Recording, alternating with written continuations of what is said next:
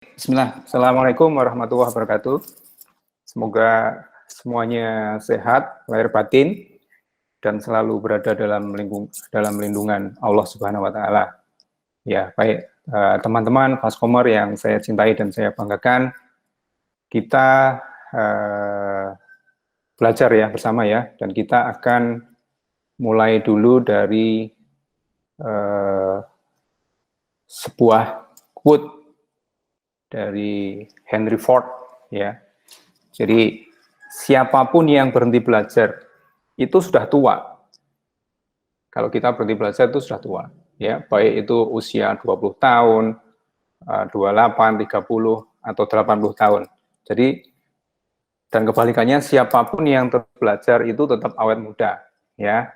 Ini rahasianya awet muda kayak gini nih. Ya, ini rahasia nih ya.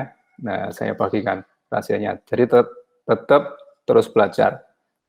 Karena apa? Hal terbesar dalam hidup itu adalah menjaga pikiran kita tetap muda. Nah, kalau si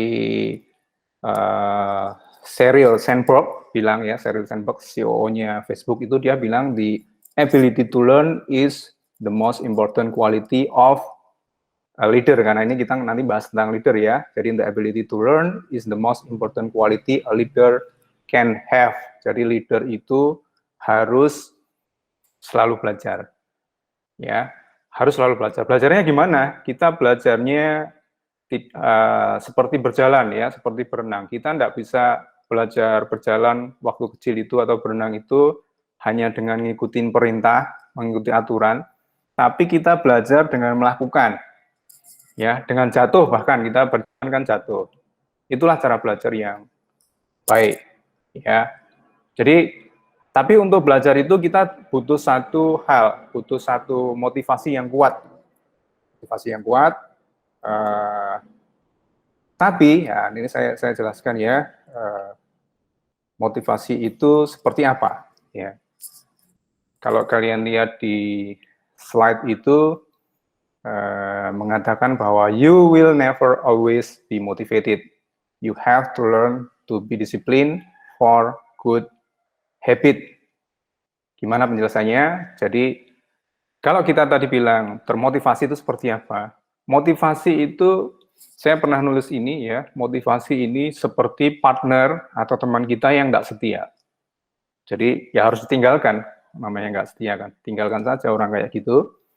Karena partner yang nggak setia itu tidak bisa berkomitmen. Ya, motivasi juga sama. Ia gampang pergi lah, gampang meninggalkan kita saat kita butuh. Ya, partner yang nggak setia itu tidak bisa dipercaya. Motivasi juga sama. Ia motivasi tidak bisa diandalkan lah. Ya, jadi kita jangan terlalu mengandalkan motivasi. Karena apa? Karena yang kita tahu dan yang saya kenal, setiap orang sukses yang saya kenal itu tidak mencapai kesuksesannya hanya semata-mata dia motivasi. Tapi apa? Jadi setiap orang sukses yang saya tahu, yang saya kenal, mungkin juga kalian tahu itu mencapainya karena disiplin membangun habit, kebiasaan. Nah, jadi apa cara terbaik untuk tetap termotivasi belajar? Ya, apa cara terbaiknya gitu ya. Maka kita membuat habit. Ini sebelum kita nanti belajar tentang kepemimpinan ya. Nanti kita akan diskusi. Sifatnya open nanti ya. Jadi we first make our habits, then our habits makes us ya. Karena kebiasaan itulah yang membentuk diri kita. Kebiasaan itu kita, hasil kita dari kebiasaan kita. Jadi jangan terlalu mencari motivasi, tapi kita harus bangun kebiasaan-kebiasaan yang baik tentu saja ya di hidup kita. Jadi kenapa? Karena kebiasaan itu tidak emosional, tidak based on perasaan. Ya, perasaan itu kan ya tadi itu ya gampang datang dan pergi. Kalau kebiasaan itu nggak based on perasaan, maka dia loyal, dia setia, dan 100%, 100% dia bisa diandalkan. Ya, jadi kita harus coba buang tuh motivasi tanda kutip itu ya, tapi kita harus membangun kebiasaan-kebiasaan dan jangan menyerah terus-terusan seperti itu. Ya, kalau yang kemarin-kemarin belum bisa, ini saatnya ya, kita tidak bisa merubah masa lalu, tapi kita bisa mendefine masa depan dengan melakukan di hari ini. Ya, jangan juga gunakan banyak alasan, karena alasan itu yang akan menjatuhkan kita ya, banyak alasan, tapi take action aja. Oke, baik kita mulai ya, di kesempatan ini nanti kita belajar tentang kepemimpinan. Nah, kali ini kita akan discuss ya, bahwa kita semua adalah pemimpin. We are all leaders. Kita semua adalah pemimpin. Jadi setiap kalian adalah pemimpin. Baik itu setiap kita ya, setiap kalian, setiap kita, baik itu presiden, gubernur, bupati, seorang imam, seorang suami, seorang istri, seorang laki, seorang perempuan. Bahkan kalau dulu ya, Rasul mengatakan bahkan seorang budak pun semua adalah pemimpin. Ya, nah setiap kalian adalah pemimpin. Ini saya ambil dari hadis dulu, ya, sahih, bahwa Rasul kita sudah menerangkan hal ini 1400 tahun yang lalu, bahkan sebelum ada banyak hal macam-macam ya yang define, memang secara sunatullahnya seperti itu. Jadi hadis ini dari Bukhari, nomornya itu ya bisa kalian cek, ini ilmiah istilahnya ya, maksudnya bisa kalian cek. Nah, hadis ini asalnya dari sahabat Abdullah yang mengatakan bahwa Nabi bersabda bahwa setiap kalian adalah pemimpin dan setiap kalian akan dimintai pertanggungjawabannya. Seorang imam adalah pemimpin dan akan dimintai pertanggungjawabannya. Seorang laki-laki adalah pemimpin atas keluarganya dan dia akan dimintai pertanggungjawabannya. Ya, coba di garis bawah ya. Seorang wanita juga sama. Seorang wanita adalah pemimpin atas rumah dan harta suaminya dan ia pun akan dimintai pertanggungjawabannya. Seorang budak juga sama, dia pemimpin atas harta tuannya, dan dia juga akan dimintai pertanggungjawabannya. Jadi, setiap kalian adalah pemimpin, dan setiap kalian akan dimintai pertanggungjawabannya nanti. Ya, jadi pesan dari hadis yang disampaikan ini bahwa adalah setiap orang adalah pemimpin dengan tanggung jawabnya masing-masing. Seorang pejabat, direktur, CEO, manajer, staff, seorang ayah, suami, ibu, sekaligus istri, semua akan dimintai pertanggungjawabannya nanti di hari akhir. Akan ada hisabnya. Jadi, kita semua itu adalah pemimpin, ya. Kita semua adalah pemimpin. Pertanyaannya ini ya, lalu jika kita semua adalah pemimpin, terus apa artinya itu bagi individu dan organisasi, ya? Apa itu artinya? Ya, kalau coba saya tanya gitu ya ke beberapa orang atau saya nanya ke kalian gitu ya, jika atau kita nanya acak lah ya, apakah mereka menganggap, apakah kalian itu menganggap diri kalian itu pemimpin? Ya, pertanyaannya, apakah ini bukan pertanyaan yang ini ya, yang tadi Iva sebutkan nanti adanya. Ini adalah pertanyaan dalam materi ya. Sebentar, ada kapal terbang lewat instruktur. Ya. Jadi pertanyaannya seperti itu. Jadi apakah kalian menganggap diri kalian sebagai pemimpin? Apakah kalau kita tanya kepada orang-orang secara acak, apakah mereka menganggap diri mereka sebagai pemimpin? Jawabannya paling tidak ada 3 itu ya. Jawabnya paling tidak ya saya seorang pemimpin memang ya dengan PD gitu ya. Yang kedua, jawaban kedua itu saya bukan pemimpin. Yang ketiga, orang yang bingung, mungkin saya pemimpin, saya nggak ngerti nih, nggak ngerti pasti nih, maksudnya gimana nih maksudnya gitu ya. Jadi ada 3 hal itu kalau kita nanya ke orang-orang terkait anggapan dia dengan pemimpin. Nah, ada beberapa alasan tentang orang-orang itu atau kalian atau siapapun yang tidak mempertimbangkan mereka kalian sendiri jadi pemimpin, ya. Kenapa? Karena mungkin kamu kalian tidak punya peran kepemimpinan secara formal. Ya, bagi kalian, bagi kamu, orang lain itu yang mimpin, gitu ya, bukan saya. Karena enggak punya kepemimpinan secara formalnya, ya. Atau alasan yang lain adalah kamu nggak ingin jadi seorang pemimpin, ya, karena apa? Ya, aku it's okay kayak gini, dipimpin orang lain aja enggak apa-apa saya, it's okay, gitu ya. Saya biarlah seperti ini, ya. Yang ketiga mungkin alasannya kita enggak tahu itu sebenarnya apa arti itu kepemimpinan, ya. Apa sih arti kepemimpinan? Maka kita sekarang kita discuss, ya. Nah, terus tapi ini ya, bagi yang kalian yang merasa punya peran kepemimpinan yang formal ya, seperti yang jadi manajer, supervisor, atau nantinya jadi chief ya, mungkin akan bingung ini. Terus kalau gagasan setiap orang tiba-tiba jadi pemimpin, terus seperti apa? Gitu kan? Aku ini nanti akan seperti apa kalau kok semua orang jadi pemimpin ya? Apa artinya ini otoritas yang saya peroleh ini? Ya, yang mungkin bagi beberapa orang diperjuangkan susah payah jadi pemimpin itu ya. Nah, jawabannya apa? Jawabannya nanti ada pada perbedaan pemimpin yang formal, sesuai peran dan jabatannya, mungkin di kartu namanya, ya, dan pemimpin yang mengadopsi pola pikirnya, namanya mindset leader.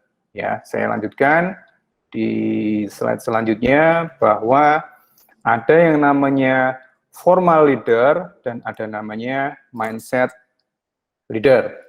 Ya, kalau kita jelaskan coba satu-satu, itu di situ bedanya ya, bahwa formal leader seperti tadi ya, manajer yang dalam satu struktur yang dia punya peran tertentu, dia punya gelar formal. Sementara yang mindset leader, jadi mindset leader itu apa? Adalah orang yang berpikir di mindsetnya bahwa dia itu juga pemimpin tadi itu ya, seperti hadis Nabi tadi, bahwa saya ini pemimpin ini, maka mindset saya adalah leader, ya. Jadi kalau yang formal itu punya gelar formal, tapi yang mindset leader dia punya pola pikir bahwa dia leader. Lalu yang formal leader, dia punya tanggung jawab tertentu, kan? Ada job desk-nya, ada tugas dan fungsi tupoksi. Sementara yang mindset leader adalah mengambil peran tanggung jawabnya dia, diambil peran bertanggung jawab akan sesuatu, karena dia merasa aku juga leader. Lalu yang formal leader juga dia akuntabel yang dibuktikan dari laporannya, dari apa namanya, ya laporannya ya, lebih ke laporannya ya, terus apa yang dihasilkan, bisa dilihat dari situ. Sementara yang mindset leader, dia proaktif ini, dia membangun akuntabilitasnya, dia proaktif. Nggak usah diminta pun dia sudah proaktif memberikan akuntabilitasnya dia. Nah, yang formal leader itu implementasi hanya ke beberapa hal fungsi ya, misalkan manajer pemasaran, manajer IT gitu ya, manajer app dev dan lain-lain, hanya ke beberapa hal ya. Sementara mindset leader, pemimpin yang punya pola pikir leader, dia bahkan dia bisa berlaku untuk semuanya, nggak cuma di bagian ini, bagian-bagian ini, gitu ya. Lalu yang formal leader itu punya otoritas sesuai perannya tadi ya. Kalau manajer pemasaran, dia perannya bertanggung jawab atas kegiatan pemasaran dan hasilnya. Sementara yang mindset leader, orang yang memposisikan dia sebagai bahwa aku juga leader, dia punya otoritas secara pribadi. Nah, nanti kita bahas ini satu-satu. Oke ya, kita akan lanjutkan ya. Saya nanti akan berikan contoh supaya Anda bisa nanggap ini ya, apa yang saya katakan ini, karena ini sesuatu hal yang bisa jadi baru, bisa jadi kalian juga sudah mendengar bahwa ada kok konsep, ada semuanya adalah pemimpin, terus bagaimana ya, ini satu hal yang bisa jadi satu opini, bisa jadi apakah hal ini yang nanti akan kita terapkan di organisasi kita, gitu ya, karena ini sesuatu yang baru ya. Ingat, kalau kita tidak melakukan sesuatu yang baru, hasilnya tetap akan sama. Nah, saya ambil contoh ini sekarang tentang menggambarkan tadi ya perbedaan antara formal leader dan mindset leader ya. Ini mereka bayangkan adalah seorang, karena kemarin kita ngobrol tentang strategi pemasaran 2 atau 3 hari yang lalu ya, dengan tim pemasaran supaya kita lebih tajam lagi dalam pemasaran, dalam jualannya, maka saya berikan contoh juga terkait sama bahwa mereka ini adalah seorang agensi lah ya, bukan tempat, agensi pemasaran online, digital marketing kita bilang gitu ya. Nah, agensi ini, mereka ini pekerjaannya 3 orang ini adalah mengelola campaign kan, iklan, menjalankan produk yang dijual oleh perusahaan kliennya kan, secara online, digital marketing. Maka di sana ada 3 peran ya, si A, ada di sana ada manajer penjualan, ada sales manager yang tugasnya itu jualan project pasti kan ke klien baru. Jual project, aku punya produk ini, punya fitur ini, saya jual ke klien. Maka setelah dia dapat project baru, dikasihlah, masuklah si B, ya temannya. B ini adalah seorang campaign manager yang tugasnya mengambil alih, menyiapkan dan menjalankan campaign-nya, ya sesuai yang dijual sama manajer penjualan tadi, si A tadi, ya. Lalu mendeliver itu kepada kliennya. Ya oke, berarti ada 1 orang tadi, si A kita bilang itu, yang kedua adalah si B, campaign manager, yang ketiganya adalah C, Key Account Manager, seorang yang menghubungkan dan memastikan bahwa proyek tersebut berjalan lancar, sambil dia cross-selling, upselling ya, mencoba menjual lebih ke kliennya.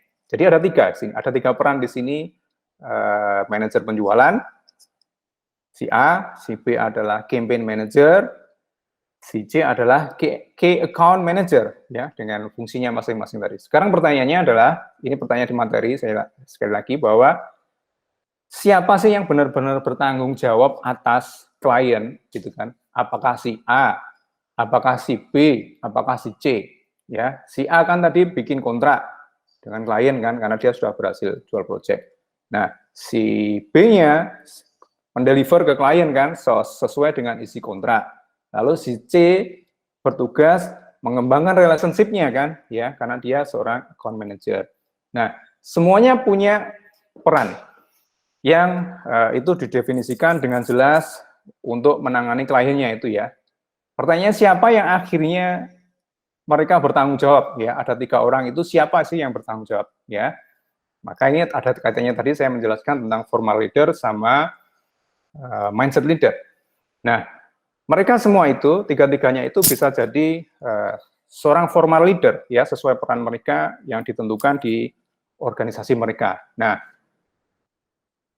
ambil contoh ya, salah satu dari 3 peran A, B, atau C itu bisa di-assign sebagai formal leader yang bertanggung jawab terhadap kliennya, ya. Contoh misalkan si key account manager itu ya, si C ya, si C. Atau ya tadi ya bisa di-assign ke salah satu, atau juga tanggung jawab ini bisa diberikan ke divisi lain mungkin ya, ada divisi lain seorang departemen yang bertanggung jawab atas klien gitu, misalkan di customer service misalkan ya, atau bahkan langsung CEO-nya yang jadi formal leader-nya. Jadi si klien itu tektoknya sama CEO gitu ya, orang yang bertanggung jawab atas klien dan hasilnya tentu saja. Nah, hal seperti ini ya, hal seperti ini adalah konsep terkait tadi sama formal leader dan mindset leader ya. Terus gini ya, ada timbul lagi. Ini sebenarnya sebuah opini terbuka yang kalian juga bisa berpendapat ini ya. Nah, kalau kita buat hanya 1 orang yang bertanggung jawab, yang lain mungkin akan merasa kurang bertanggung jawab. Biasanya seperti itu kan, ya. Udah itu udah tanggung jawabnya si A itu udah dibagi tugasnya, maka aku yang lain tadi sudah kurang tanggung jawabnya, ya. Pertanyaannya lagi, kalau tiba-tiba ada masalah di luar peran formalnya mereka, seperti apa nanti handle-nya? Ini terkait sama ini loh, bonalitas perusahaan loh ya, sama portofolio perusahaan dan sama brand awareness perusahaan loh ini ya. Kalau tiba-tiba ada masalah di luar tanggung jawab tadi, peran formal tadi, mungkin dari kalian ada yang nanya, mungkin kan lebih baik jika mereka semua bertanggung jawab terhadap klien, jadi mereka bisa langsung bereaksi kan kalau ada masalah ya. Atau gini ya, bukankah lebih baik jika tiga-tiganya itu bisa secara proaktif mengidentifikasi peluang dari klien itu, terus kemudian memfollow up, ya. Ini juga bisa jadi pros cons nantinya ya, karena ada misalkan kita ada klien ya, siapa sih yang bertanggung jawab? Apakah harus satu pintu? Apakah semuanya masuk masuk satu pintu? Ataukah ke semuanya akses bisa langsung? Nah, ini bisa nanti diatur. Tapi saya jelaskan dulu tentang konsepnya ya, konsep antara formal leader dan mindset leader ya. Nah, kalau saya sebagai klien ya itu hal yang bagus kalau saya tahu bahwa semua orang di agensi tersebut itu merasa bertanggung jawab. Aku kan lebih enak kan, oh ya oke, mereka semua bertanggung jawab atas keperluanku di sini ya, atas keberhasilan campaign saya nanti ya. Saya kan beli ke dia, nyewa ke dia. Kalau semuanya merasa bertanggung jawab, sebagai klien juga aku bertanggung jawab. Cuma hanya caranya saya ngomongnya ke siapa, nggak ketiga-tiganya langsung dong, tapi ke siapa. Tapi saya sudah sebagai klien sudah tahu, merasa bahwa semuanya itu bertanggung jawab. Mulai dari yang nawarin saya pertama tadi, sales manajernya, terus mulai yang si B-nya tadi, terus kemudian sampai ke account manajernya tadi, semuanya bertanggung jawab. Ya, nah di sebuah perusahaan yang menerapkan mindset leader, setiap orang itu mengambil peran kepemimpinan. Ya, jadi mindset leader itu tidak cuma ngasih lebih banyak value ke klien, tapi juga kalau setiap orang berpikir sebagai seorang pemimpin, seperti seorang pemimpin, dia bisa mengidentifikasi peluang bagi perusahaan, dia bisa mendukung partner-partnernya, dia bisa ngambil inisiatif apapun ya, itu pun juga sebagai pengembangan pribadinya dia, ya, kalau ini mindset leader. Nah, seperti itu ya. Jadi, maka kalau seperti itu nanti kita atur, ya diatur biasanya, karena coba bayangkan ya, kalau semua perusahaan semuanya adalah mindset leader, semuanya adalah pemimpinnya, nih kalau setiap orang bertanggung jawab, maka malah tidak ada yang bertanggung jawab kan ya, semuanya mengambil peran semuanya, seakan-akan malah tidak ada yang bertanggung jawab ya. Maka itu tadi harus ada balancing antara formal leader dan mindset leader ya. Nah, formal leader ya yang terlalu berwibawa, yang terlalu berwibawa ya tanda kutip, itu sebetulnya ada konsnya juga. Dia akan mengurangi motivasi seorang mindset leader ya, orang yang punya pola pikir saya juga ini leader juga ya. Jadi dia bisa mengurangi keinginan mindset leader itu untuk bertindak secara mandiri dan proaktif. Padahal harapan kita seperti itu kan. Jadi mungkin hanya sedikit lah yang bisa akan jadi mindset leader. Jadi seorang formal leader yang kemarin saya bilang ke sebelumnya saya ada ngasih materi juga tentang leadership ke teman-teman para manajer. Di sana ada namanya tradisional manager. Dia adalah namanya tradisional ya, semuanya sentris ke dia, semuanya micromanage ke dia. Nah, kalau ada orang seperti itu di organisasi yang banyak mindset leadernya tidak berkembang. Ya, ya contoh ya, kalau tadi terlalu formal gitu ya, misalkan saya klien tadi ya ada masalah, terus nanya ke perusahaan itu ya yang kultur, yang budayanya itu tradisional tadi itu, mesti kan yang sering kita dengar kan mesti gini, ya Pak, maaf saya coba bicarakan dulu ya dengan manajer saya. Ya, itu sering itu, kayak itu. Barusan kemarin tuh, sehari atau 2 hari yang lalu saya malam-malam pesen pizza Domino itu di Delta Saris itu. Malam setengah 7-an gitu ya, habis maghrib pesen gitu kan. Ternyata dia lagi promo, banyak orderan, saya ordernya dari Grab, banyak orderan, dan dia kelewat jamnya. Dia terus telepon saya bilang, baru setengah 9 diantar. Bayangkan ya, habis maghrib setengah 9 diantar. Terus saya karena belinya pakai OVO, dia bilang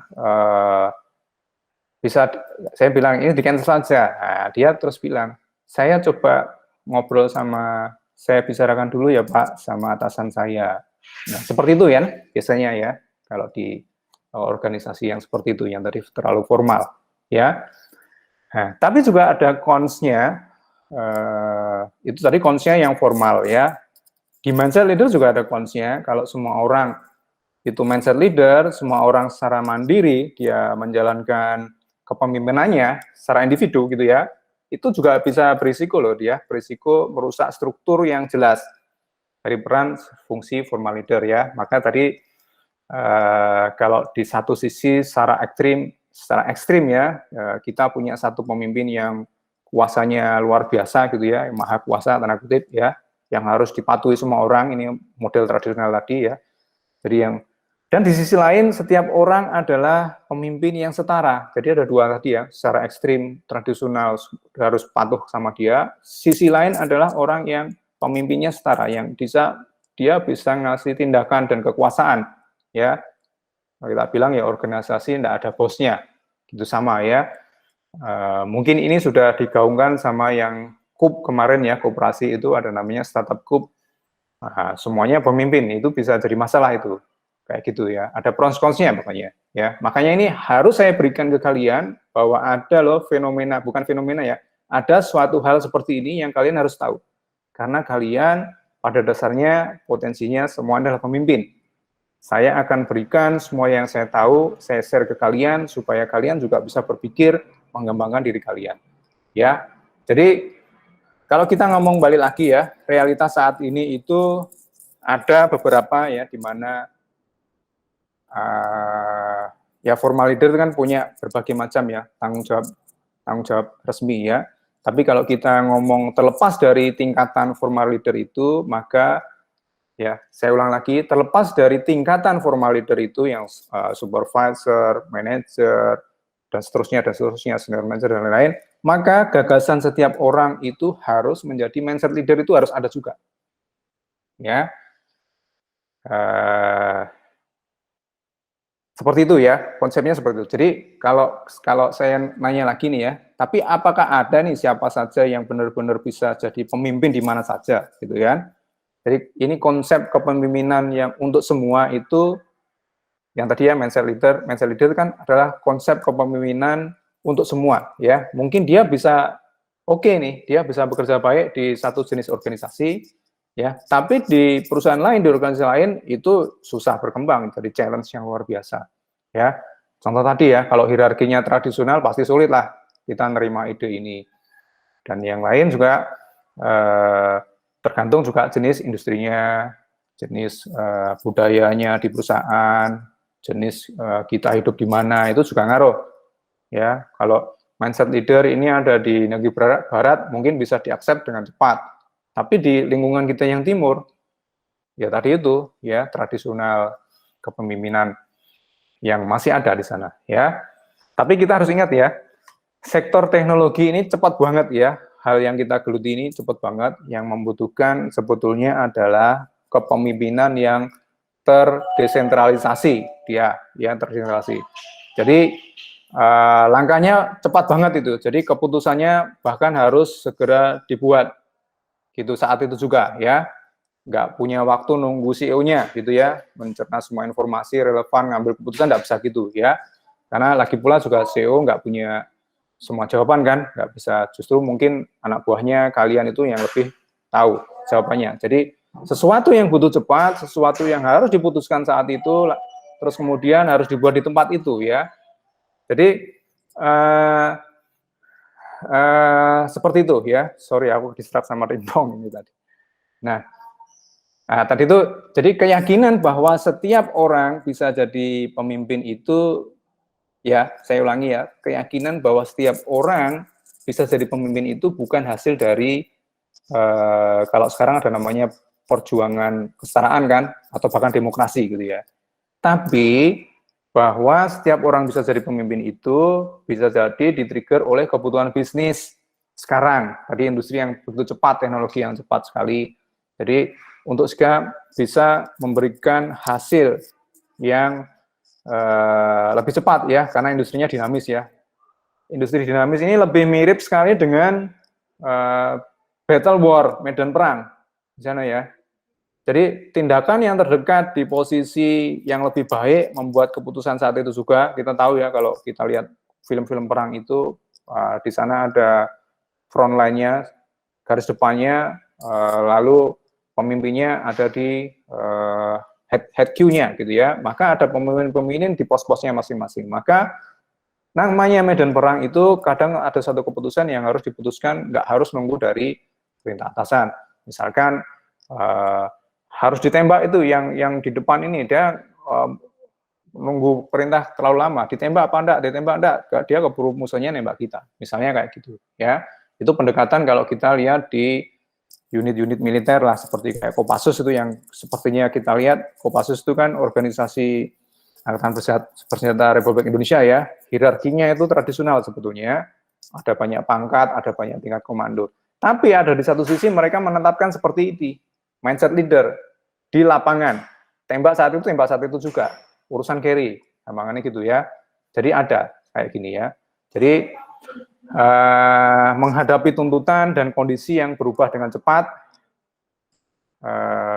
kita ngomong taruhannya sangat tinggi lah ya tadi, dan nyawa kita kan soalnya ya kan. Maka harus ada keseimbangan antara formal leader dan mindset leader, itu harus seimbang ya. Sekali lagi, konsep formal leader dan mindset leader ya.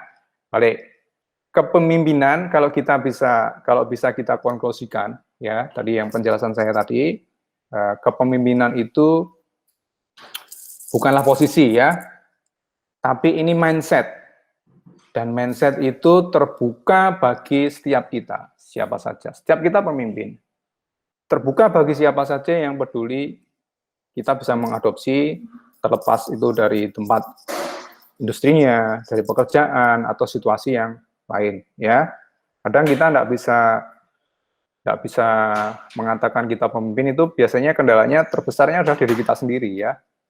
Kita sendiri yang tidak pede, kita sendiri menganggap saya kurang, kita sendiri menganggap inferior, maka yang terjadi seperti itu juga.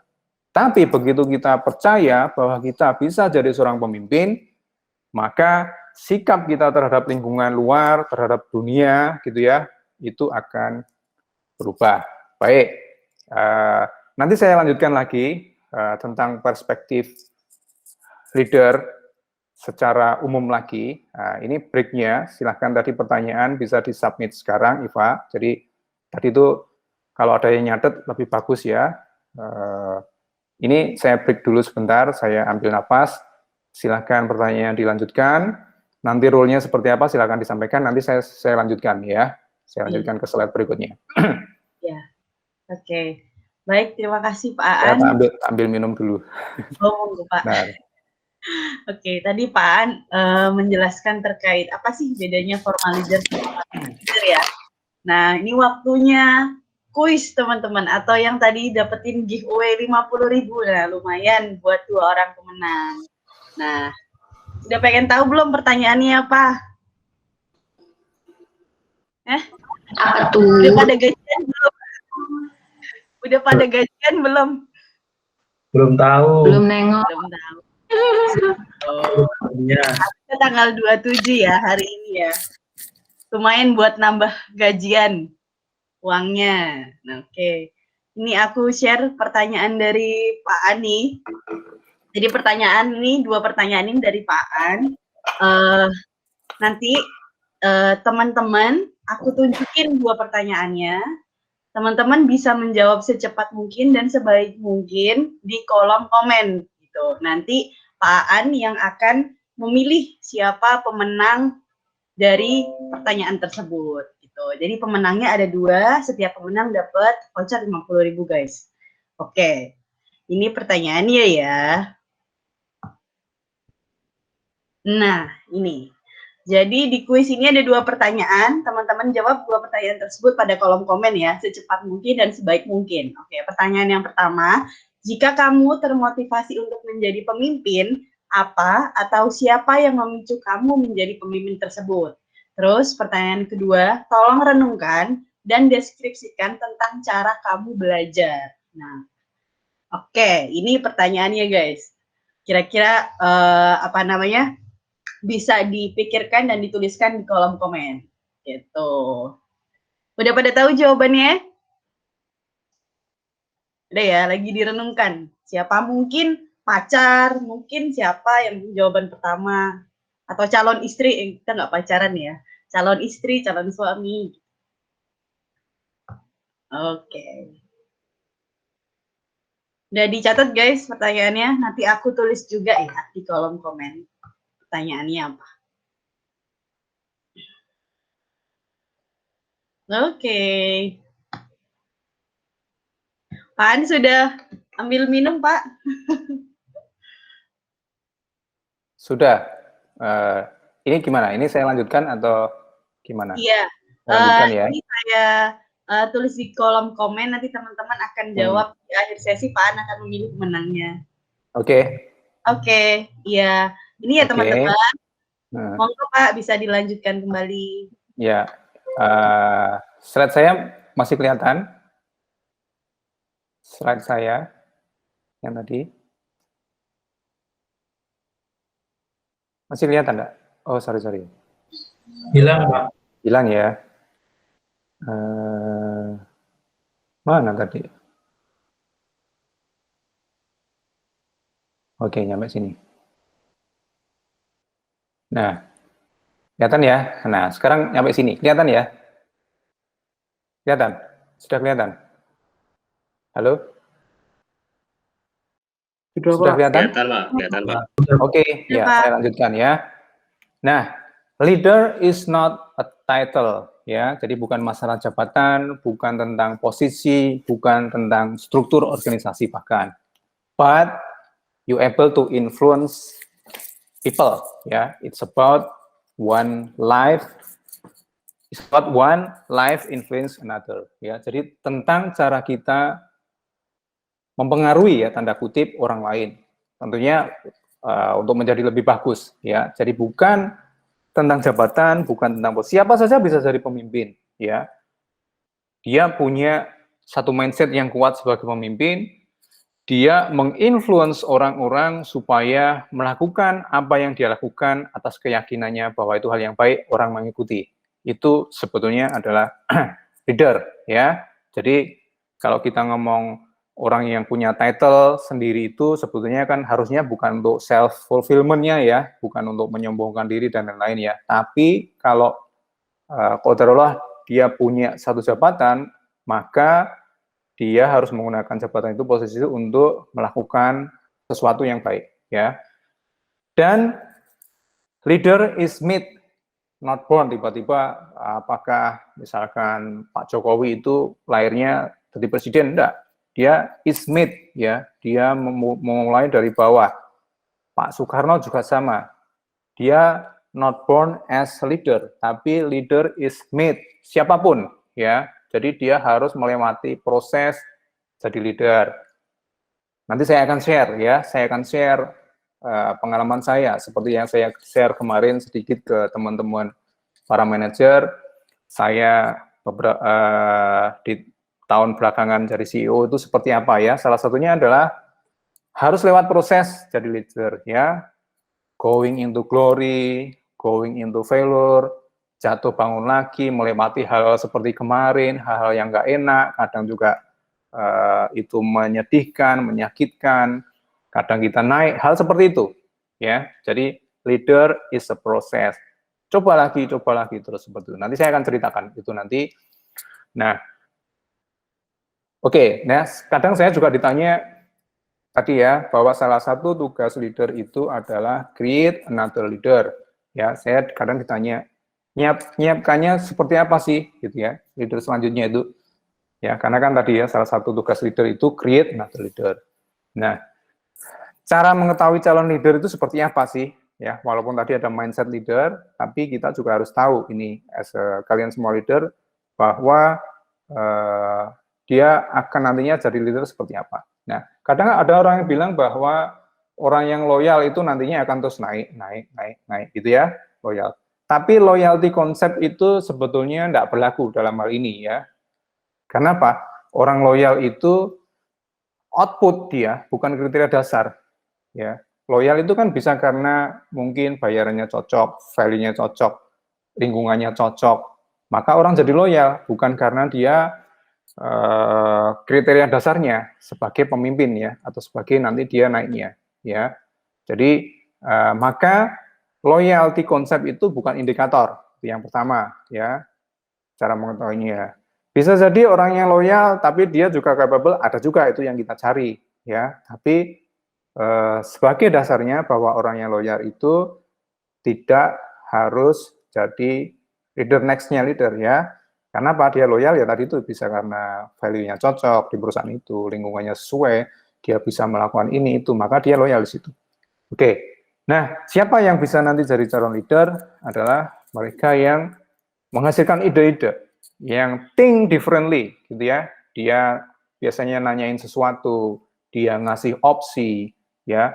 Tidak selalu mereka yang max numbers itu maksudnya dia menghasilkan ya, targetnya itu nggak harus selalu itu ya. Tapi mereka harus bisa menunjukkan ability itu tadi tuh, to influence tadi itu ya. Karena leader is not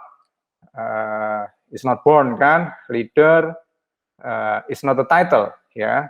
Tapi dia salah satunya adalah ability to influence, menyampaikan pendapat. Oke, menyampaikan pendapat.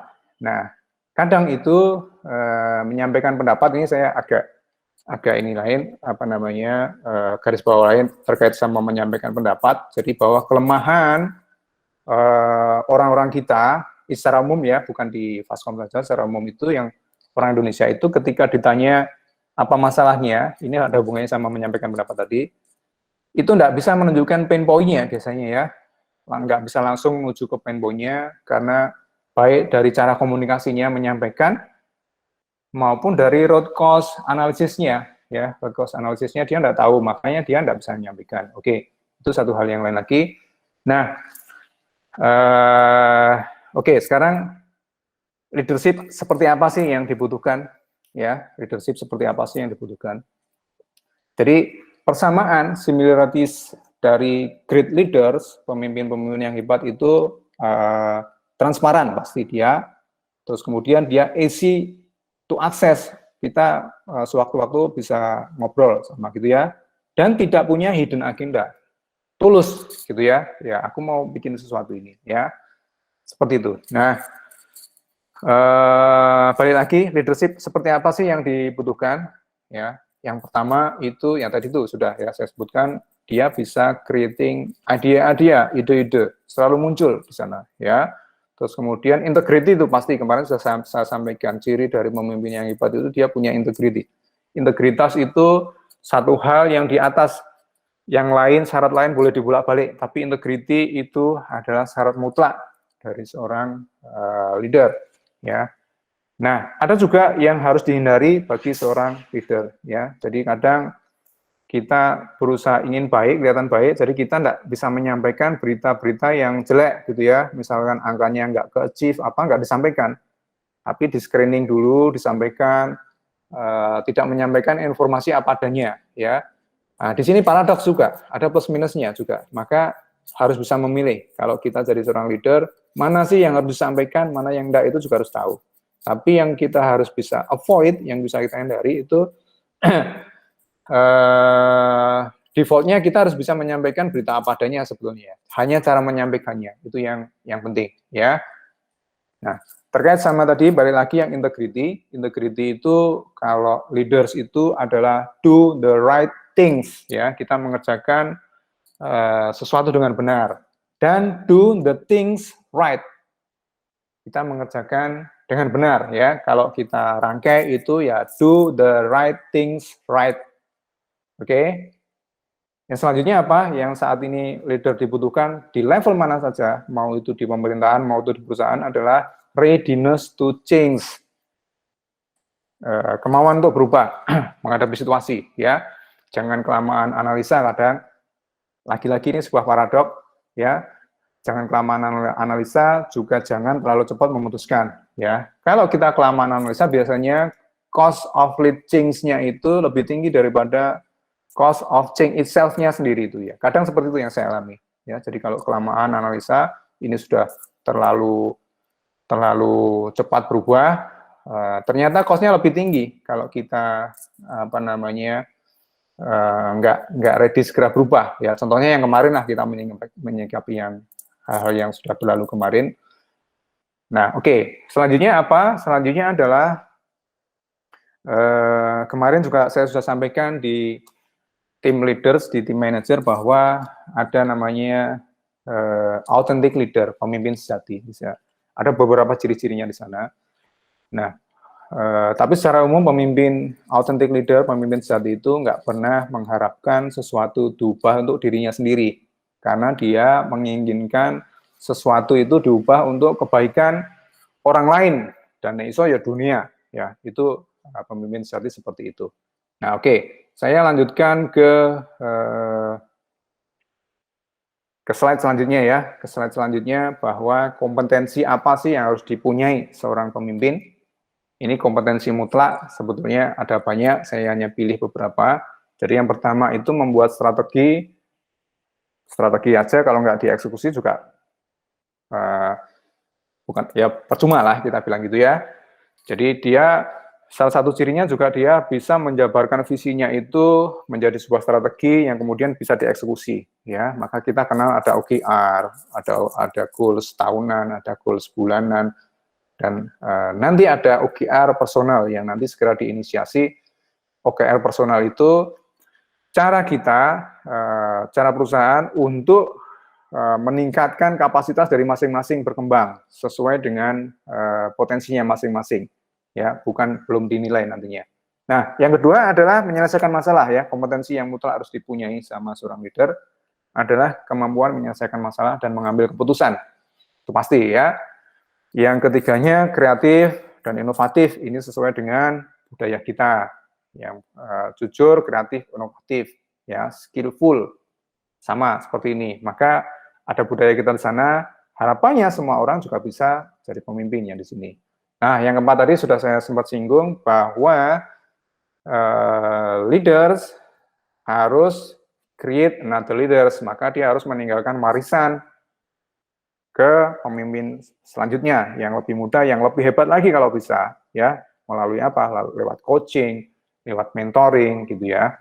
Oke, nah, pemimpin yang great, yang hebat itu nggak cuma bijak, tapi juga harus punya keberanian, ya, punya wisdom dan punya courage dia. Kenapa? Karena banyak orang yang berani, wani ya, tapi nggak bijak, gitu kan? Ada juga orang yang bijak tapi tidak berani. Maka pemimpin sejati itu ya yang hebat itu harus bijak dalam berpikir sekaligus berani dalam bertindak ya. Jadi kalau pemimpin seperti itu mimpin satu perusahaan ya itu hasilnya luar biasa ya. Kita semua menuju ke sana ya. Saya sendiri terus belajar di sana untuk bisa ngelit Fastcom ya. Sama kompetensi ini yang terus saya pelajari, terus gitu ya, terus gitu. Harapannya juga sama, saya tularkan ke kalian semua, ya. Jadi harapannya adalah bahwa produktivitas nanti akan tinggi, ya. Kalau kita dapat semua pemimpin seperti itu, maka produktivitas itu tinggi. Terus kemudian ya pasti turnover-nya rendah ya dari karyawan yang penggantian karyawan itu turnover-nya rendah karena semua di-empower, semua di-encourage itu, ya. Nah, lalu yang hubungannya sama klien, pelanggan, ya sama. Kepuasannya pelanggan pasti tinggi karena dipimpin oleh seorang pemimpin yang great. Dan profit, pasti harus profit. Yang ini yang kita sedang usahakan ya, untuk profit. Nah, hubungan juga baik semuanya, ke supplier, ke rekanan, dan di sana banyak inovasi, ya. Baik, saya lanjutkan lagi. Itu adalah syarat mutlaknya. Maka untuk bisa ke sana harus seperti apa? Nah, ini di slide selanjutnya. Ternyata all leaders are readers. Ini ya. Ini dari Jim Rohn. Jim Rohn ini mentornya mentor, ahlinya ahli, core of the core. Mentornya dari Tony Robbins, mentornya dari banyak orang-orang sukses di dunia, namanya Jim Rohn. Ya, all leaders are readers. Ya, kenapa ini saya sampaikan? Karena harapannya kita semua membuka diri ke jendela dunia ya, buku jendela dunia. Kita mungkin dari SD sudah tahu itu ya. Karena membaca itu membawa kita ke tempat yang kita inginkan lebih cepat. Sangat-sangat cepat sekali. Reading takes you where you want to go faster, a lot faster. Ya. Tadi si Sheryl Sandberg kan juga bilang ya, ini kalau hubungannya sama pemimpin, bahwa the ability to learn, kemampuan untuk belajar itu adalah yang paling penting dari kualitas seorang leader. Oke, nah, all leaders are readers. Kalau kita ngomong readers, itu berarti membaca apa? Membaca buku yang bermanfaat. Apa manfaatnya membaca buku? Banyak, pasti memperluas pikiran kita ya. Kita kalau baca itu seperti mengentertain sebetulnya pikiran dan ide-ide kita ya. Kita diekspos sama ide-ide baru, teori-teori baru yang otomatis akan memperluas pikiran kita. Itu kalau kita suka membaca seperti itu ya. Nah, membaca juga membuat kita lebih bisa berempati, lebih manusiawi lah kita bilang gitu ya. Ya, buku-buku tertentu nih ya, kita bisa dari situ kita bisa tahu orang lain, mengenali rasa sakit orang lain, masalah kita sendiri diaplikasikan ke orang lain, itu kita nanti bisa nyadari nih betapa dekatnya kita sama bersosial itu seperti apa ya. Ini dari buku juga dari kita membaca ya. Kita nanti bisa berempati dan lain-lain ya. Reading, membaca itu juga membuat kita lebih menarik ya. Pasti kita kalau kita ngomong kebanyakan orang kan yang dibaca apa sih? Gosip. Ya, gosip, selebriti, berita-berita yang sampah kayak gitu ya, biasanya yang clickbait gitu. Informasinya sedikit, tapi tidak ada pengetahuannya. Nah, kita jangan seperti itu ya. Kita harus baca sesuatu yang valuable ya. Jadi kita waktu bisa ngobrol nyambung semua ya. Kita ketemu siapa saja, ketemu orang-orang yang lebih pintar, ketemu saatnya kita menyerap ilmu. Tapi kita nyambungnya ngobrol. Ngomong ini kita tahu, ngomong ini kita tahu. Ya, kita lebih menarik di sana. Ini hubungannya relationship, bisa ke bisnis, bisa ke relationship dalam arti literally harafiahnya ya, relationship ya. Nah, kenapa leaders are reader? Karena tadi itu ya, membaca itu membawa kita ke tujuan yang lebih cepat ya. Kita ngomong ini contoh nih, nggak jauh-jauh lah saya ya, harus belajar banyak hal, gitu ya. Jadi ada seorang yang harus belajar lebih dari 10 tahun ya, mempelajari sesuatu gitu ya. Tapi ada buku yang ditulis untuk itu, merangkum 10 tahun pengalaman hal itu kalau kita sekolah gitu kan ya. Dan kita bisa baca itu dalam seminggu 2 minggu ya. Bahkan kalau kita tidak nyerap semuanya itu, paling kita butuh berapa persennya saja itu kita sudah menghemat waktu banyak sekali. Ya, jadi orang yang contoh misalkan contoh realnya ya, orang sudah punya gelar MBA. Saya ikutan kursus MBA in one course gitu ya. Paling saya hanya bukan paling hanya saya 2-3 bulanan lah ya. Maka saya bisa tahu seorang MBA itu seperti apa. Itu yang saya perlukan ya. Walaupun saya nyerapnya sedikit, tapi saya tahu nanti mana yang harus dibuka kalau saya melakukan sesuatu ya. Ini kunci ini caranya ya, triknya ya. Jadi baca buku itu tidak harus semuanya dibaca sampai habis karena kebanyakan kita pasti lupa. Baca buku, kita ada tekniknya, dibaca seret gitu kan, kayak di scan gitu. Nanti kita baca pokoknya. Suatu saat kita membutuhkan, kita sudah tahu memorinya mana yang akan dibuka. Itu salah satu caranya. Ya, contoh misalkan kayak buku Millionaire Next Door kalau kalian pernah baca itu bikinnya 10 tahun loh itu. 10 tahun bikin ya, bahkan kemarin si Helmi Yahya bilang bikin yang bukunya apa ini, bisnis primbon ini dia butuh 8 tahun, bayangin aja, butuh 8 tahun. Nah, kita baca cuma berapa minggu kan, selesai, dapat. Maka kita bisa sampai ke tempat yang kita inginkan jauh-jauh lebih cepat. Ya, oke. Pemasaran juga misalkan, kita butuh misalkan mau belajar itu 5 tahun itu ya, tapi kita baca buku ya, maka kemarin saya anjurkan beberapa harus ikutan seminar-seminar praktisnya gitu ya. Oke, itu tentang leaders, our leaders ya. Jadi kesamaan orang-orang sukses kayak Bill Gates, Elon Musk kalau sekarang ya, Warren Buffett atau yang lain-lain itu kesamaannya apa? Mereka suka membaca ya. Baca itu kayak latihan beban itu, kayak latihan beban kita ototnya dilatih terus-terusan gitu ya. Lama-lama kita hebat juga. Oke, sekarang saya akan cerita sedikit sebelum kita akhiri karena waktunya sudah kelewat, harusnya jam 11 ya, tadi molor. Tentang pengalaman saya yang kemarin juga sudah saya share di Timen ya. Jadi saya mempelajari itu, terus kemudian saya belum sempat share. Nah, ini adalah experience saya, ya, experience saya bahwa dalam memimpin teman-teman Hoscomer itu leader itu harus lead by example, harus ngasih contoh, ya, harus kelihatan, harus tampil. Kalau kita ingin jadi, kalau kita menginginkan orang yang baik, maka kita harus baik dulu. Nah, itu yang saya pelajari, ya, itu yang pertama. Yang kedua adalah deal dengan banyak isu-isu yang keras, ya, yang tough gitu ya, yang kayak isu corona kemarin yang kita harus melakukan layoff. Harus selalu siap dengan surprise yang nggak terduga, ya, yang sebelumnya nggak terpikirkan, ya, banyak hal jadi di dunia ini yang saya pelajari itu lebih banyak hal tak terduga daripada yang terduga. Ya, maka leader itu nggak boleh takut-takut seperti itu ya, dan nggak boleh takut dengan hal yang tidak disukai. Kita nggak boleh milih kan, hidup kan nggak boleh bukan pilihan, tapi balik lagi paradok, kita nggak bisa milih kadang. Ada sesuatu yang menimpa, ya ini kita harus jalani, gitu ya. Yang selanjutnya adalah harus selalu punya waktu untuk mendengar, ya, sesibuk apapun kita. Nanti kalian para leaders adalah selalu siapkan waktu untuk mendengarkan feedback, input, ide dari teman-teman yang lain, dari customer, atau dari yang lain. Ya. Yang selanjutnya adalah bahwa saya tidak bisa leader, tidak bisa memuaskan semua orang, pasti ya. Kita tidak bisa satisfy everyone, everybody. Pasti selalu ada trade off, ya. Gantilah ini, bahwa dari keputusan atau sikap yang kita ambil itu selalu ada trade off. Ada yang tidak suka dari apa yang kita lakukan. Apapun situasinya.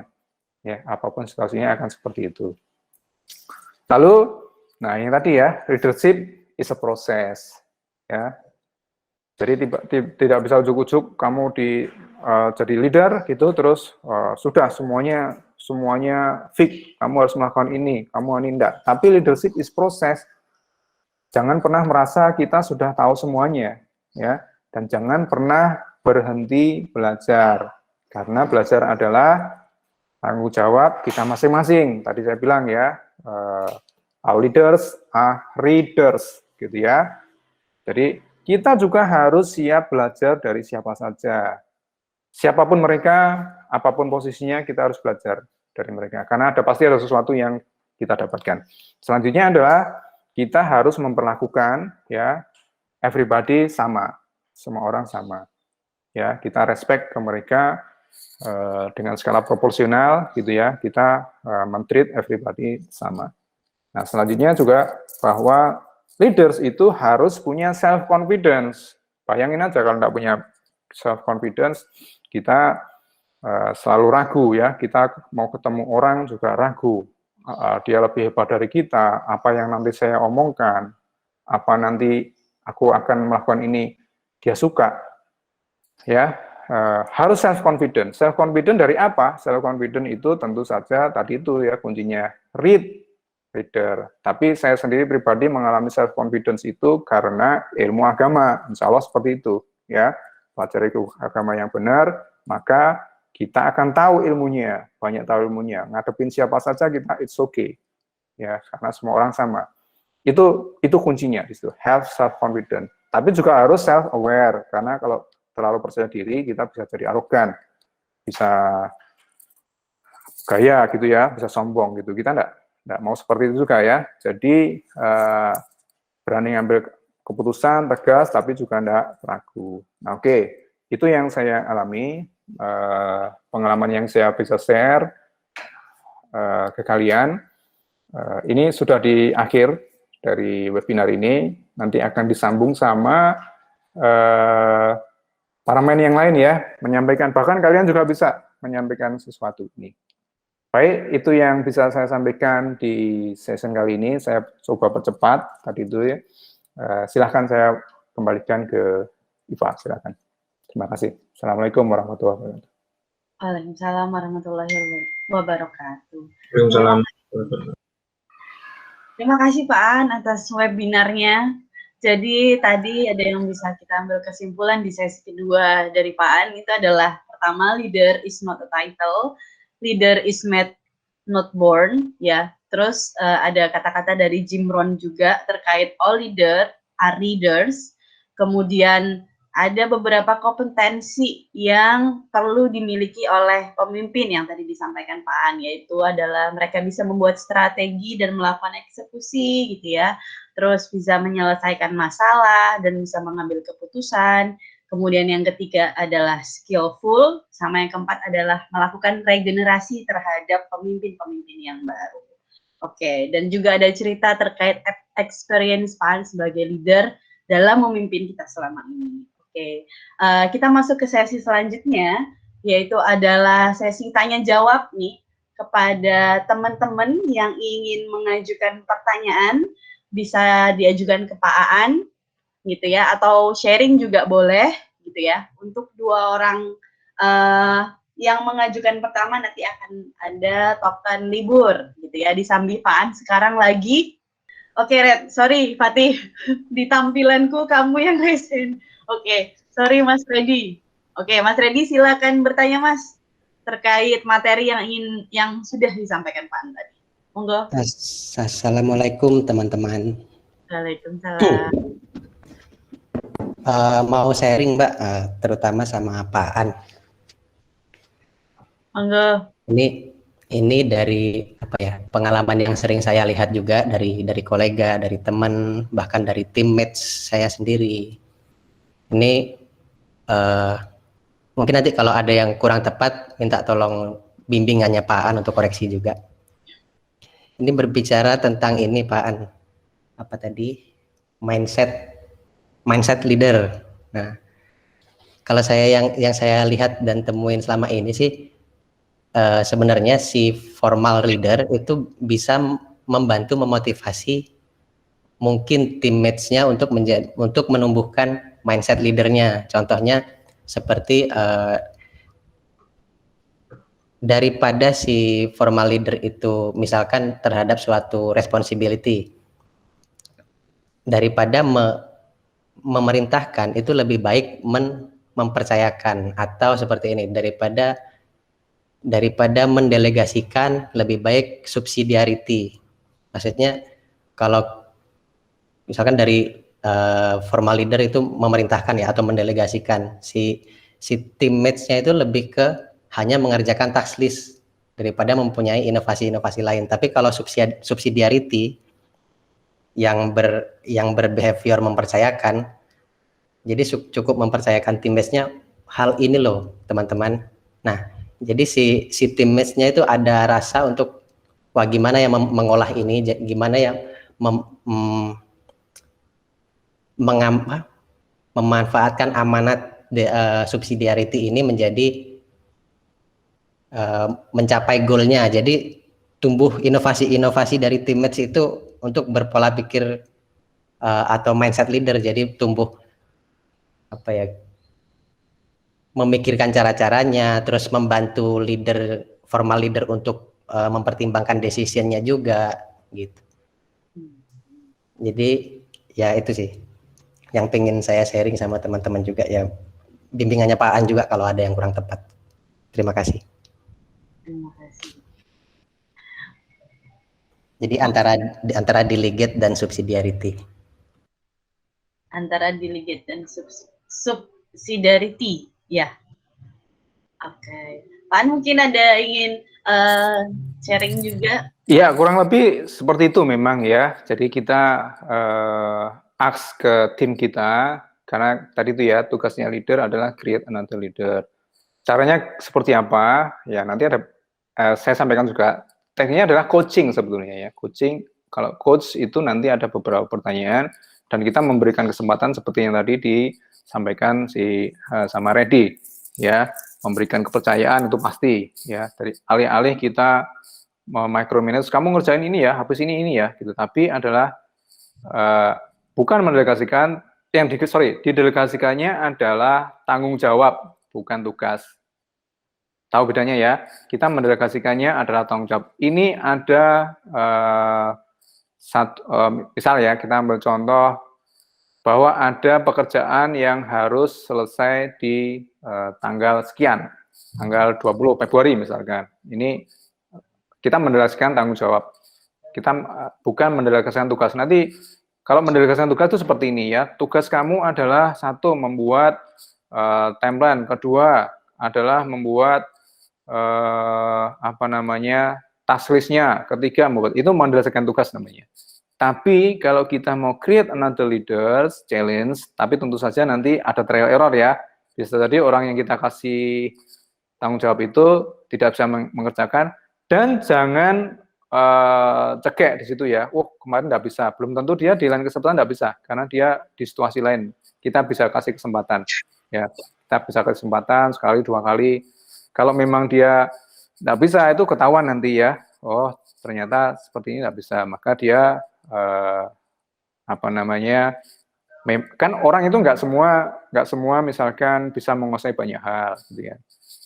Intinya adalah tadi seperti yang Radhi katakan, mendelegasikan.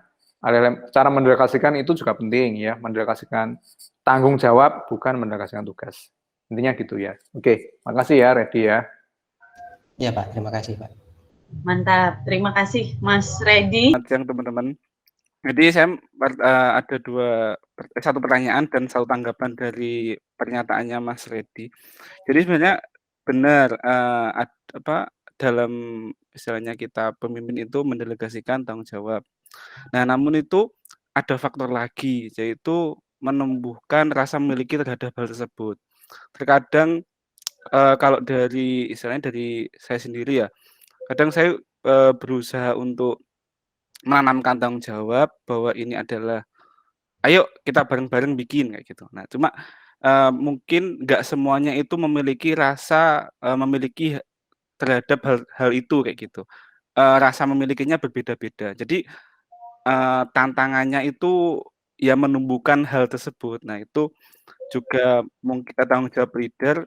Namun saya juga masih belajar bagaimana menumbuhkan rasa memiliki tersebut kayak gitu. Mungkin nanti bisa dibantu dengan Pak Aan. Kemudian yang kedua sebenarnya bagaimana cara melatih mental kepemimpinan, terutama itu tidak ragu-ragu memilih keputusan yang sifatnya kritikal. Karena memang kan di beberapa poin yang disampaikan Pak tadi ada self confidence kan ya, percaya diri untuk memutuskan suatu hal terutama kritikal. Kalau dari diri saya sendiri itu kadang berpikirnya kadang ketika saya memutuskan ini jangan-jangan kayak gini, jangan-jangan kayak gini, jangan-jangan kayak gini seperti itu. Nah itu sering muncul di benak saya walaupun itu di bidang pekerjaan atau di kehidupan sehari-hari. Nah itu bagaimana cara mengatasinya? Mungkin sekian. Saya serahkan kembali. Terima kasih Mas Johar. Pan, monggo Pak, jika ingin langsung jawab.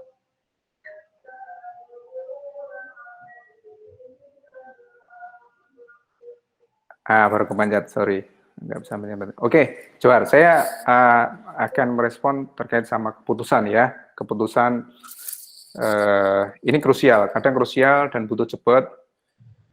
Terus kemudian ternyata keputusan itu tidak sesuai. Nah, terkait sama keputusan itu bukan tentang membuat keputusan tepat sebetulnya, ya, tapi tentang membuat keputusan lalu membuatnya jadi tepat. Tak jelasin ya. Contoh ya, misalkan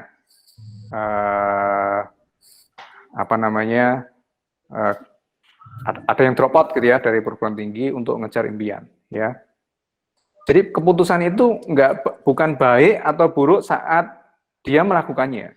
Ya, dia memutuskan drop out dari perguruan tinggi untuk mengejar impiannya. Ya, maka itu bukanlah keputusan yang baik atau buruk saat dia melakukannya. Itu nanti akan jadi keputusan yang baik atau buruk di bulan-bulan setelahnya, di hari-hari berikutnya, di tahun-tahun setelahnya. Nah, misalkan dia keluar, terus punya banyak waktu, investasi di pengetahuan, investasi di bisnis, belajar skill baru, membangun jaringan, misalkan, itu nanti akan jadi keputusan yang bagus, ya. Jadi, tentang membuat keputusan, lalu membuatnya jadi tepat. Tapi, jika terus drop out kuliah, dipakai hangout, dipakai hanya apa namanya ya foya-foya, maka itu jadi keputusan buruk. Ya, jadi itu kalau orang seringnya bertanya-tanya apakah keputusanku ini tepat apa enggak ya. Jadi keputusan itu enggak ada yang benar atau salah di saat keputusan itu terjadi. Tapi akan jadi keputusan yang baik atau buruk di bulan-bulan sesudahnya. Ya, maka yang harus dilakukan adalah setelah memutuskan, ya ini harus ingat, setelah memutuskan maka kerjakanlah hal-hal yang membuat keputusan itu jadi tepat, ya jadi keputusan yang benar. Itu intinya seperti itu. Ada juga satu case, misalnya keputusan memutuskan bahwa ini jalan apa enggak. Nah, hal-hal seperti itu ya, yang tadi saya bilang. Begitu, oke ini kita jalan, maka tindakan selanjutnya itulah yang akan membuat keputusan itu jadi tepat atau nggak tepat, gitu ya. Intinya seperti itu. Johar, makasih ya. Pak. Ya, sama-sama Pak. Ya, jadi tadi pernyataan yang disampaikan Mas Johar adalah tentang sense of belongingness terhadap suatu pekerjaan, bagaimana seorang leader itu merasa meningkatkan sense of belongingness dari timnya sama terkait decision making, pertanyaan Mas Johar tadi. Oke, Mas Johar, selamat dapat token libur 1 hari. Monggo bisa terima kasih. Ya, sama-sama. Oke. Oh, mau menambahkan Mbak, ini nggak perlu token ini. Ini terima kasih buat Mas Johar tadi jadi mengingatkan saya mengenai mengenai treatment atau behavior ke tim yang mungkin sense of belonging-nya kurang tumbuh tajam ya. Ya betul sekali Mas Johar. Terkadang proses dari leader juga mempercayakan atau subsidiarity kepada timnya juga nggak selalu berjalan mulus kalau si timnya juga kurang oke. Kayak misalkan dari unsur sense of belonging-nya. Nah, ini jadi mengingatkan saya ke struktur struktur decision atau responsibility yang pertama down to top sama top to down. Nah, kalau yang sense of belonging-nya timnya udah kuat, mungkin down to top-nya bisa lancar banget, bagus. Nah, tapi sebaliknya kalau si timnya mungkin masih atau fresh graduate atau baru atau ya belum kuat lah. Cara leadernya juga mungkin memakai cara yang lain, bisa jadi semi diktator mungkin untuk membantu memicu sense of belonging-nya. Ini contoh kecil yang pernah saya lihat dengan mata, telinga dan jari saya sendiri. Ini contoh aja kayak Samsud di tim mobile kita. Samsud itu sering kali kita ketika roadmap kita udah hampir habis, misalkan develop mobile udah selesai gitu kan, itu selalu Samsud share ke kita, oh guys ini udah selesai tapi kayaknya ada yang kurang deh, perlu dikasih fitur ini di halaman ini. Nah itu padahal nggak ada di roadmap kita, tapi itu muncul dari teammates kita, padahal dia bukan leader secara jabatan. Nah jadi ya tergantung dari kondisi teammates-nya juga, harus gimana style dari formal leadernya gitu. Ya gitu sih. Terima kasih Mas Johar. Terima kasih Mas Johar, terima kasih Mas Reddy, ada tambahan sharing ya, yaitu terkait top down, yaitu transactional leadership biasanya disebutnya. Kalau misalkan yang down top mungkin kebanyakan sudah capable dari sisi timnya yang mungkin biasanya kita sebut terkait transformational leadership. Jadi ada tambahan tuh materi atau sharing yang disampaikan Mas Johar sama Mas Dery tadi. Oke, baik. Sesi pertanyaan ini mungkin kami tutup. Kita masuk ke siapa nih the winner dari sesi kuis yang tadi teman-teman semua sudah sampaikan lewat kolom komen. Oke, Pak Aan, sebelumnya terima kasih buat teman-teman yang sudah berani untuk menjawab di kolom komen. Sekarang Pak Aan nih yang akan memilih kira-kira dari semua jawaban yang benar yang sudah ada di kolom komen karena sifatnya subjektif ya. Kira-kira siapa nih Pak yang akan menjadi pemenang dari giveaway voucher kita kali ini Pak? Monggo Pak. Ya, oke. Baik, ya semuanya menjawab oke ya. Ada beberapa yang jawab ya, mulai dari Ovi, ada Randika, ada Arda, ada Johar, Fatih, Dian, Dali, Pipin, Bagus, terus Ais ya, terus ada Aulia, ada Barkah, ada Jalu, ada Dimas. Ya, oke ya. Nah, dari yang sudah saya baca, saya mencari yang tidak mainstream ya, yang tidak mainstream, yang unik. Maka bukan berarti yang lain tidak bagus. Memang itu masing-masing karena ini kan subjektif ya, subjektif masing-masing dari pemahamannya. Tidak ada yang salah, semuanya benar. Tapi saya lebih memilih yang lebih unik ya. Yang pertama Dali. Yang pertama Dali ya. Jadi dia pemicunya adalah terkait sama tujuan hidup ya. Kemarin seperti yang kita sempat diskusikan, memang seperti itulah ya tujuan hidupnya. Terus tentang cara belajarnya dari pengalaman, nasihat, kritik, saran, it's okay ya seperti itu. Yang kedua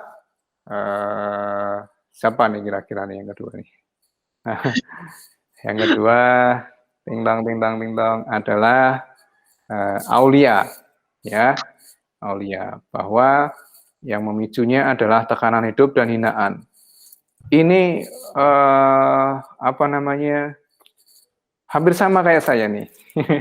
Hampir sama, terutama kita diremehkan gitu ya. Prove them wrong kayak gini nih ya, harus prove them wrong. Jadi kalau orang bilang kamu tidak akan bisa lah ngerjain di situ, kan berkali-kali saya bilang seperti itu ya. Maka saya justru mengerjakannya, gitu ya. Kamu tidak bisa masuk di BTN di sana Telkom semua tidak bakal kamu gitu. Maka saya mengerjakannya dan bisa ya, prove them wrong gitu ya.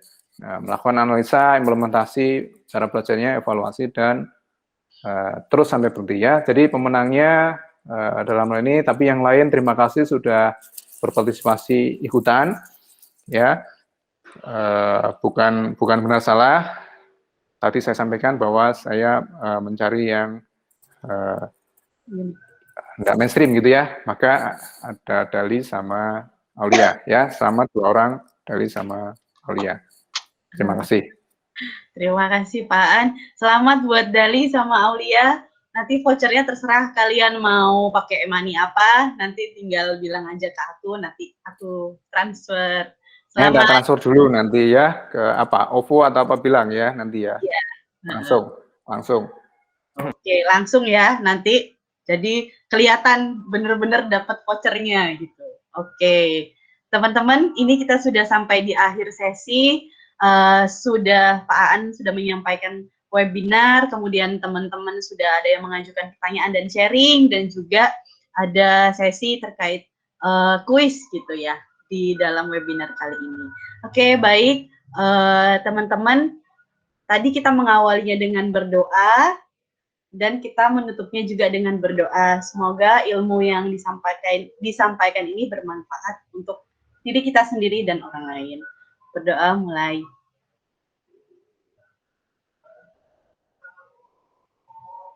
Alhamdulillahirrahmanirrahim. Berdoa selesai. Terima kasih Pak Aan atas webinar yang disampaikan. Terima kasih ya, teman. Terima kasih semuanya ya, Mas Komar yang saya cintai dan saya banggakan. Terima kasih. Ya. Ya, terima kasih untuk teman-teman yang sudah bisa hadir dalam webinar kali ini. Nanti kita akan bertemu di webinar selanjutnya 2 bulan lagi terkait tema Leadership and You. Nanti ditunggu ya. Saya akhiri webinar kali ini. Sehat-sehat selalu teman-teman, jaga kesehatan diri sendiri ataupun keluarga.